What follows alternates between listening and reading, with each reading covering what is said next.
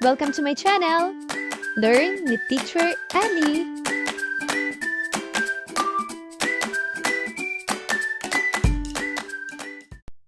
Grade 3, Revised K-12 Curriculum, Quarter 2, English, Week 2, Day 1. Objectives. At the end of the lesson, the learners are expected to identify high-frequency words correctly, comprehend stories by inferring the characters, feelings, and traits, identify words with different functions, use own words in retelling legends, and compose text to react to characters, events, or setting in the story. Content. Legends, making inferences or character feelings and traits, demonstrative pronouns, and high-frequency words. Let's have a quick recap of the words that we learned in the previous week. Ask learners to read the sight words.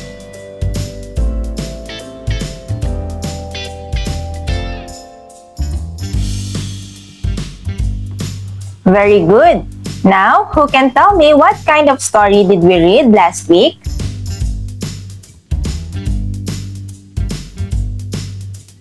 Very well said. This time, we are going to read another interesting story. You will learn about high-frequency words, demonstrative pronouns, composing text to react to the legend read, and making inferences on characters, feelings, and traits. 3. Think about your favorite tree. What is it? Why do you like that tree? These are fruits. What is your favorite fruit? Why do you like it? Happy. What makes you happy? Can you tell us why it makes you happy? Family. Can you describe your family? Tell us about them. Cloud. Look at the clouds. Can you describe them? Are they dark or light? This story happened in Guimaras Island, a famous place in the Philippines known for its sweet mangoes. As we read, try to find out how the famous Guimaras mangoes came to be in the story. The legend of the mango tree. A long time ago, in a small island named Guimaras, there lived a kind woman named Mayang. She worked hard every day to take care of her family and the plants in her garden. She was always helpful, and the people in the village liked her very much.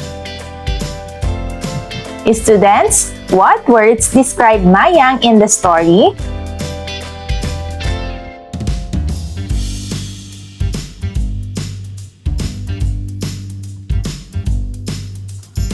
One day, Mayang went to the river to wash some clothes. While she was there, she saw a big tree with shiny golden fruits hanging from it. Mayang felt curious and happy. She picked one and said, "I wonder how this fruit tastes." It was so sweet and juicy. Why did Mayang decide to pick and taste the fruit?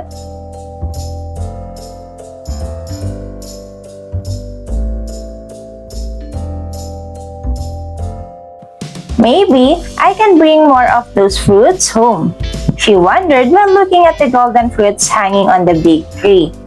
Mayang decided to pick more fruits from the tree and fill in her laundry basket. Mayang smiled while holding the mangoes and said, "I want to share this with my family." Why did Mayang decide to pick more from the tree?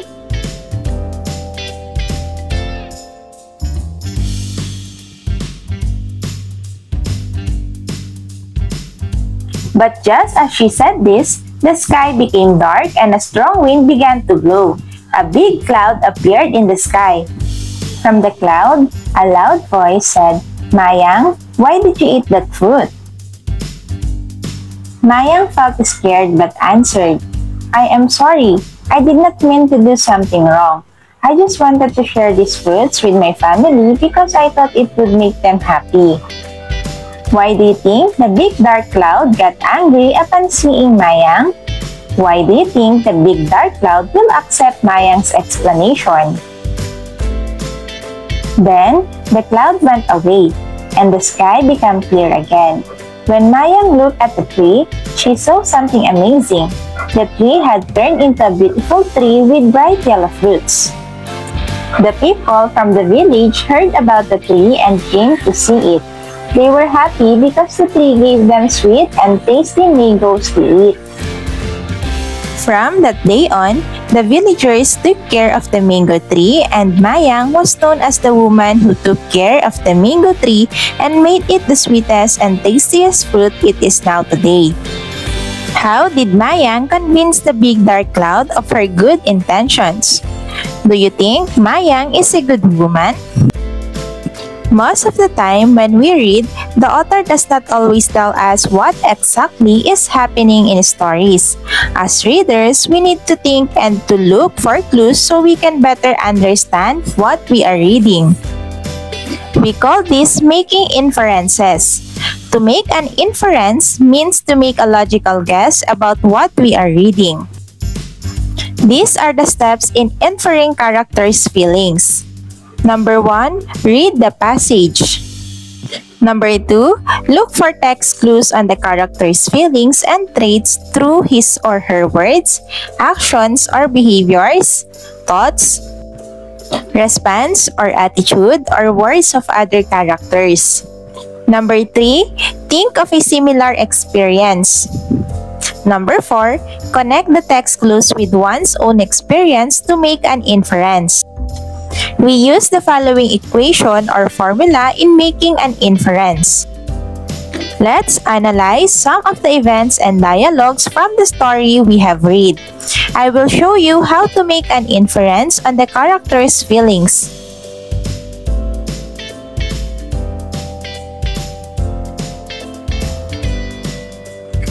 This was said by Mayang.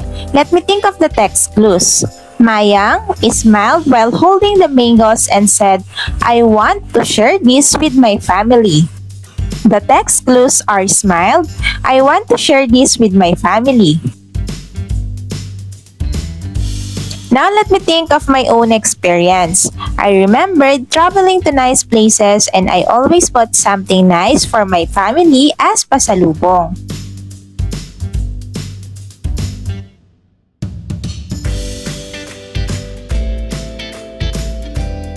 Now that I have my text clues and my own experience, I can already make connections between the two.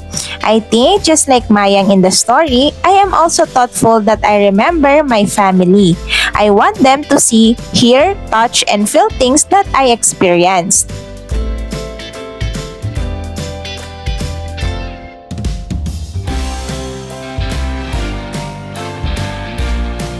That is how we make an inference. This time, I will ask you to make an inference.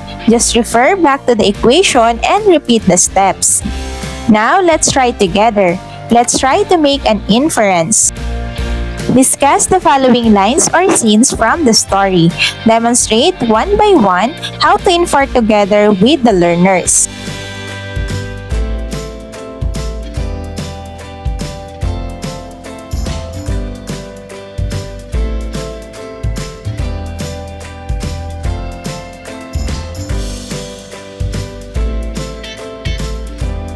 Here are some pictures that show parts of the story. Look at each picture carefully. Match it with the correct statement or dialogue from the text. Before we start the activity, let's review demonstrative pronouns. Look at the chart. We will talk about each one and how it is used.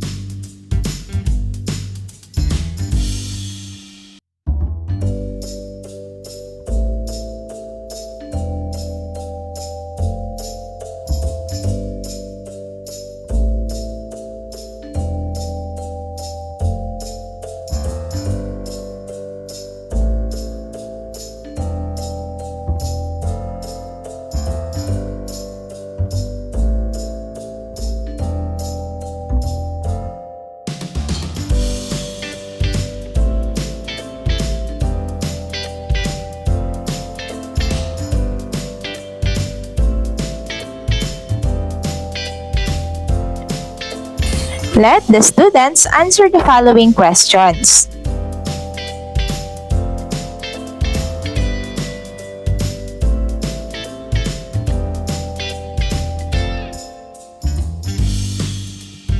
Using the word pool below, infer the character's feeling and traits.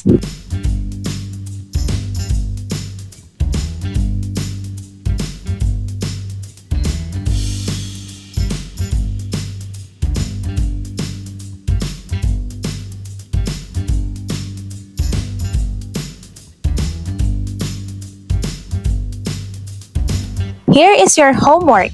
Research about a province or town in the Philippines you like to visit. Write down its tourist destinations, famous sceneries, local products, dialects, and slogan or tagline. Grade 3, Revised K-12 Curriculum, Quarter 2, English, Week 2, Day 2. Objectives. At the end of the lesson, the learners are expected to identify grade 3 level appropriate sight words, write words legibly and correctly, read VCV words accurately and automatically according to word patterns, read words correctly for meaning, express ideas about one experiences, identify in a compound sentence the two independent clauses in a compound sentence, the joining word in the compound sentence, and the doers and the actions in the two clauses. Content: compound sentence, coordinating conjunctions, VCV words, and sight words.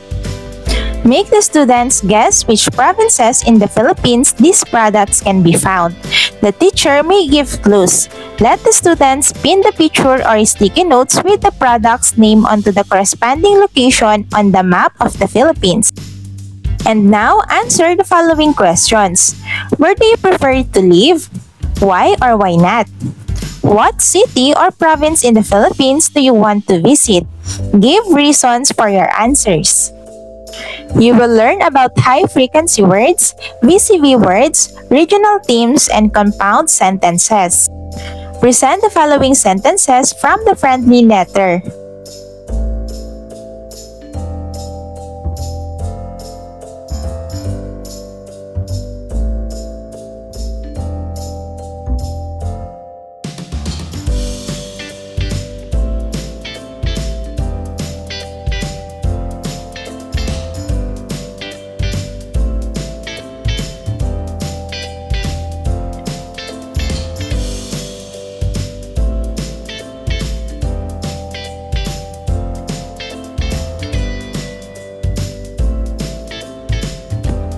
You will find these words in the text that we are going to read. Notice how these words are used in connecting ideas or sentences. Dear Maria, how are you? Today is Friday. It has been rainy here in Albay. The entire Region 5 has been flooded due to the typhoon. The water level has been really high. I guess it can't be helped because our city is in the typhoon belt. It is best for you to travel here during the dry season. I can wait to finally meet you and I really want to show you around our province. We can visit the Cagsawa ruins or we can take a picture near the perfect cone of Mount Mayon. We can even ride an ATV, but we would need an adult to drive us.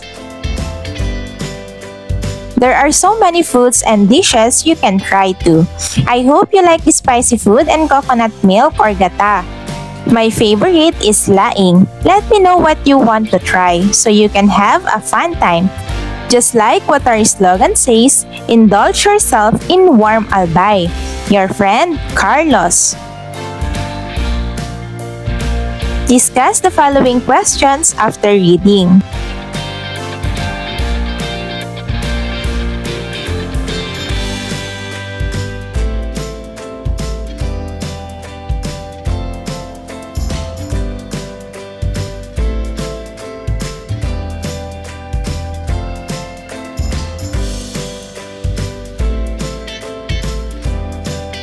These are examples of compound sentences. A compound sentence is made up of two simple sentences. These are connected using coordinating conjunctions. Coordinating conjunctions join or link together simple sentences to make compound sentences. These are 7 coordinating conjunctions. To remember them, let's use the acronym FANBOYS. F for, A for and, N for nor, B for but, O for or, Y for yet, and S for so.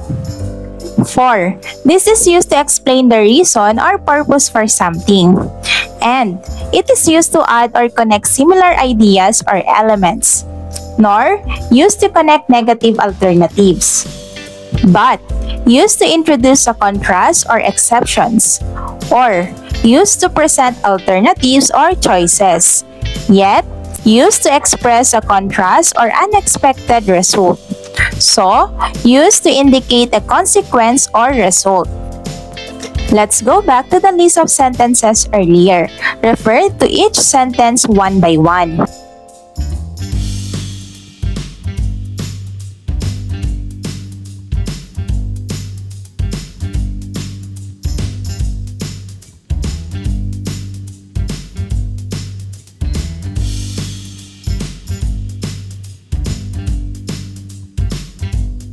Another term for the simple sentence is an independent clause. It is independent because it can stand alone. It has a doer or subject and an action which introduces the predicate. Now, let's focus on some words mentioned in the story. Let's read them. Level, Friday, travel, moment. What do you notice about these two groups of words? What pattern do they follow? These words all follow the VCV pattern. The first list is referred to as tiger words because they follow the VCV pattern. We divide before the consonant, making the first syllable open with a long vowel sound. The second column, on the other hand, refers to camel words because they follow the VCV pattern.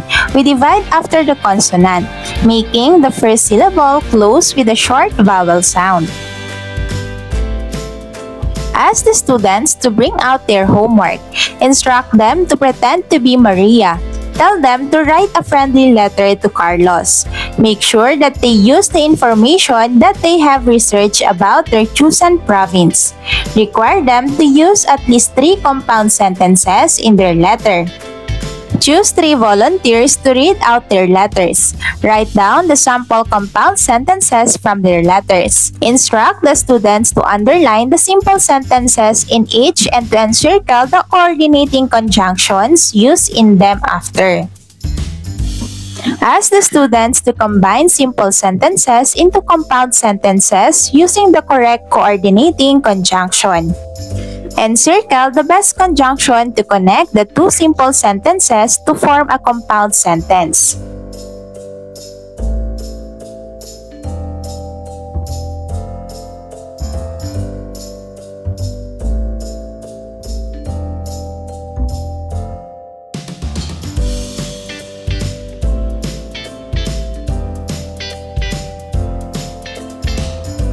For your homework, give a word list of the new words following the VCV pattern to the students. This can be used for practicing reading at home by the struggling readers in class.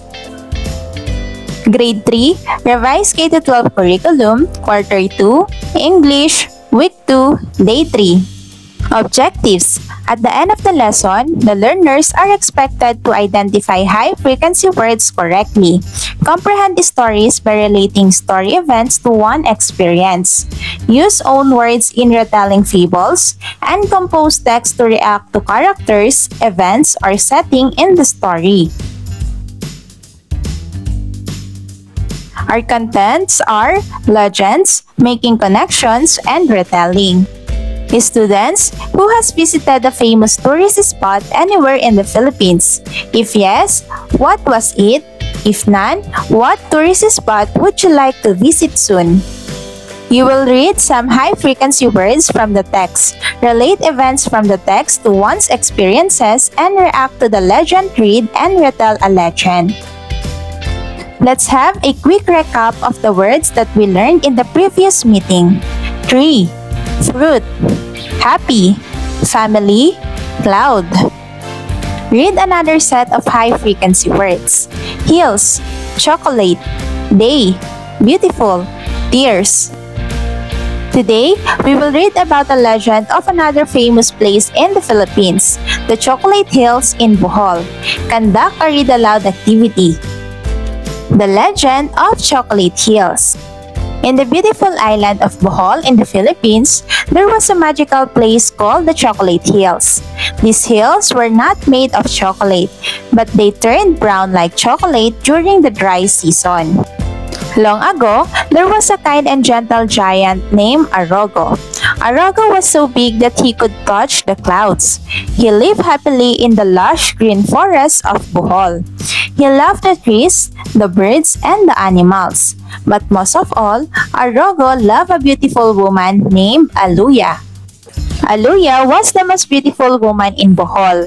Her smile was as bright as the sun and her laughter sounded like sweet music.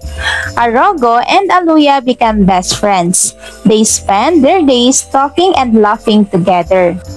One day, Aluya became very sick. Arogo tried everything to make her better, but nothing worked. He was so sad when Aluya went to sleep forever. Arogo cried and cried. Her tears were so big that they formed the hills. Arogo's tears dried up and turned into hills we see today. During the dry season, the grass on the hills turns brown, making them look like chocolates. The people of Bohol remember Arogo and Aluya whenever they see the chocolate hills. And that is why to this day, the Chocolate Hills is a special place in the Philippines, reminding everyone of Arogo's love for Aluya. Where is the magical place called Chocolate Hills located?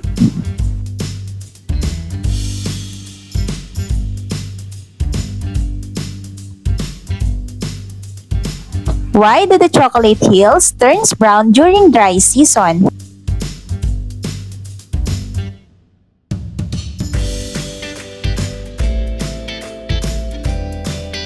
Who was Arogo and what made him special?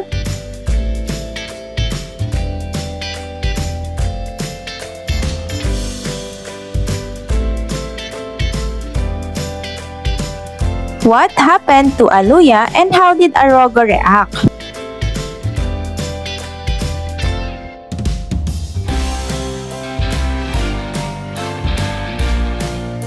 What do the Chocolate Hills remind the people of Bohol about?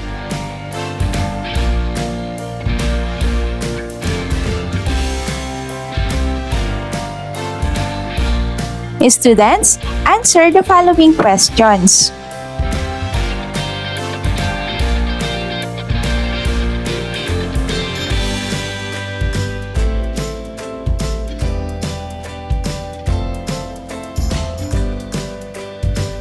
One way to make connections is text to self, which means to link personal experiences to what we are reading, like the events that are happening to the characters. Some prompts or guide questions we can use to guide us in making connections are as follows.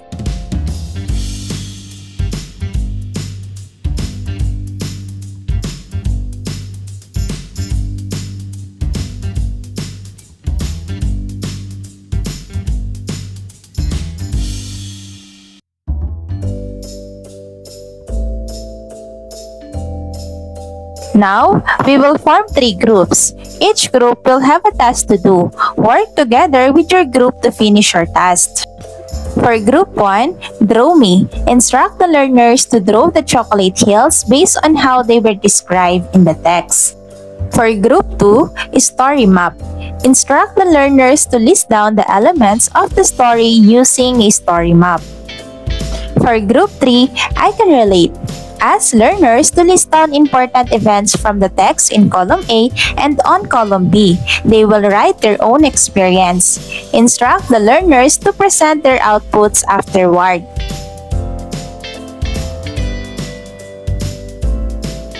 Now let's have a 3-2-1 strategy. Give 3 words that can describe Aluya. Give 2 of their most favorite events from the legend. Give 1 character that they can relate to the most. Instruct the students to write their own experience related to the following events from the story.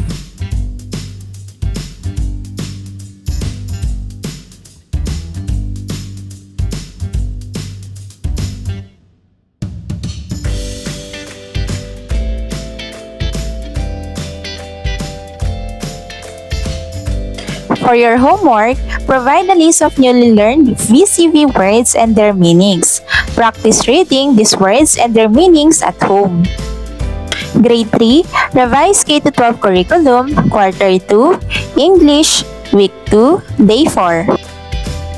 Objectives. At the end of the lesson, the learners are expected to identify grade 3 level appropriate sight words, write words legibly and correctly, read VCV words accurately and automatically according to word patterns, identify words with different functions, read words correctly for meaning, identifying a compound sentence, the two independent clauses in a compound sentence, the joining words in a compound sentence, and the doers and the actions in the two clauses. Our content are verbs, coordinating conjunctions, compound sentences, sight words, and VCV words. Ask learners to read the new set of sight words. You will read some high-frequency words, VCV words, and compound sentences. Choose 20 students. Present word strips to each student. Each word has its pair. One is in English and the other one is in picture associated to it. With the help of their classmates, make the students find their pairs. Put them in a list afterwards.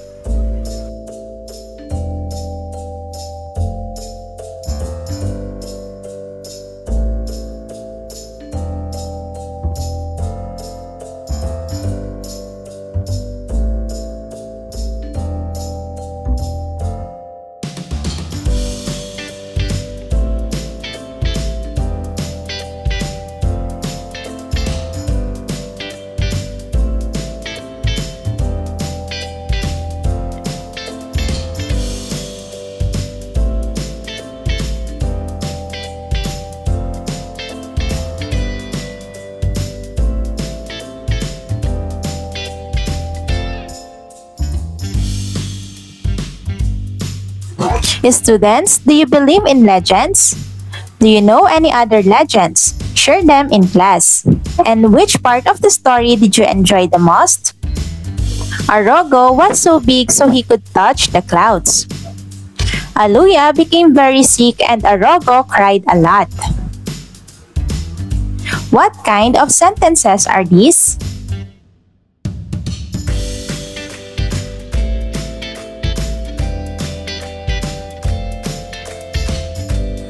What are the two simple sentences in this compound sentence?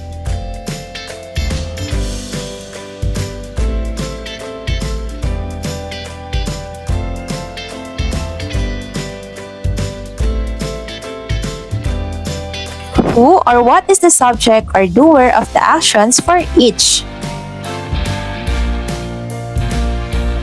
What are the actions for each subject or doer? What is the conjunction words used to connect the two simple sentences? What is the relationship of ideas in each sentence? To make compound sentences, verbs are used. These are words that show action. They make up the predicate of a simple sentence. They tell us what the subject or subjects in a sentence do. In a compound sentence, each simple sentence or independent clause has a verb. Do you remember what coordinating conjunctions are? Review fanboys and the function of each coordinating conjunction. Tell the students to form compound sentences about the story using the rest of the fanboys. State that compound sentences are formed using two independent clauses or two simple sentences connected by coordinating conjunctions. Likewise, VCV words can be categorized as tiger or camel words based on the type of syllable they form. Before we end our topic, complete the following sentences to form a compound sentence.